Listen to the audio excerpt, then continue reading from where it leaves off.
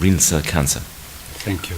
Ladies and gentlemen, so S-TRAC study is a study testing sunitinib in adjuvant high-risk patients with renal cell carcinoma. Sunitinib is already a very active drug in metastatic renal cell carcinoma and is a standard in first line, but there is no data to show any improvements in adjuvant setting with already used drug. So the study was designed for renal cell carcinoma patients, but the specific feature, which is clear cells, the more frequent one. The patients were stratified by risk, and only patients with high risk of recurrence were included in the study. And randomization was done with the standard arm, that was placebo, and the experimental arm, that was sunitinib. The dosage of sunitinib and the schedule was the same I used in metastatic setting, 15 milligrams per day orally, 4 weeks on, 2 weeks off. 600 patients were planned and 615 were included. These are the characteristics of the patients. They are well balanced. The main points are that the performance status of the patients were quite good. As you can see, close to 75% of the patients are ECOG PS0 and 25% had ECOG 1. It was clearly clear cell predominant, and the risk were only high risk.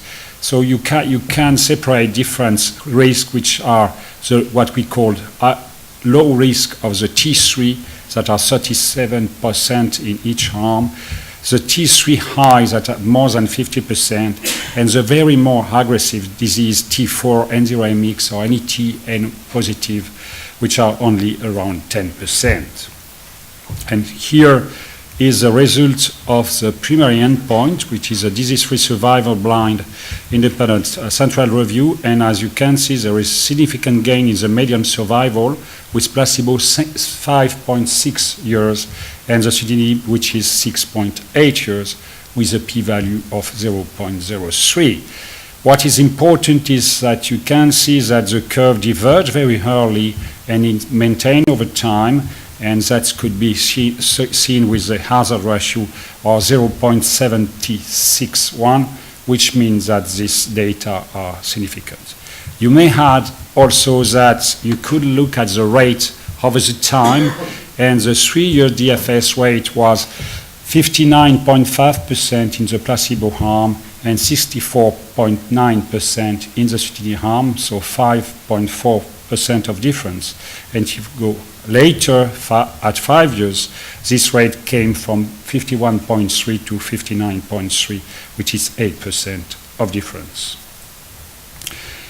The patients experiment adverse events as well in sunitinib arm as well in the placebo arm, and in fact there were more grade 3 in the sunitinib arm than in placebo, 60% compared to 20%.